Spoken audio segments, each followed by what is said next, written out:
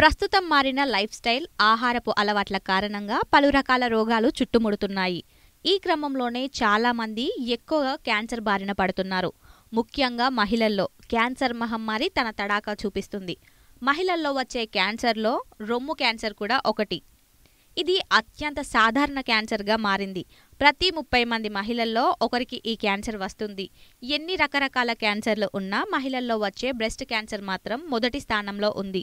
మొదట్లోనే ఈ బ్రెస్ట్ క్యాన్సర్ను గుర్తిస్తే వైద్యం చేయడం కూడా సులభంగా మారుతుంది. కానీ సరైన సమయానికి గుర్తించకపోవడం, వైద్యంలో ఆలస్యం వల్ల ఇది తీవ్రమైన సమస్యగా మారి చివరికి ప్రాణాలు పోయే స్టేజికి చేరుతుంది.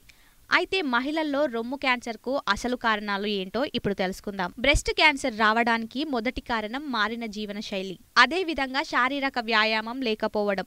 ఇంట్లో పనులు చేస్తున్నా ప్రత్యేకంగా ప్రతిరోజు కనీసం 10 నిమిషాలు అయినా వ్యాయామం చేస్తే ఎన్నో సమస్యలను దూరం పెట్టవచ్చని నిపుణులు అంటున్నారు. ఎక్కువసేపు కూర్చోవడం వల్ల కూడా ఈ సమస్య పెరుగుతుంది.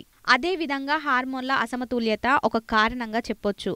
మహిళల్లో ఈస్ట్రోజన్ హార్మోన్ అధికంగా ఉత్పత్తి కావడం వల్ల ఈ రొమ్ము క్యాన్సర్ కేసులు పెరుగుతున్నాయని వైద్యులు చెప్తున్నారు. బ్రెస్ట్ క్యాన్సర్ను గుర్తించడం చాలా సులభం. రొమ్ము అనేది మందంగా ఉంటుంది. 30 ఏళ్లు పైబడిన మహిళల రొమ్ము ప్రాంతంలో అక్కడక్కడ గడ్డలుగా ఉంటుంది. లేదంటే రొమ్ముల్లో వచ్చే మార్పులను కూడా గమనించవచ్చు.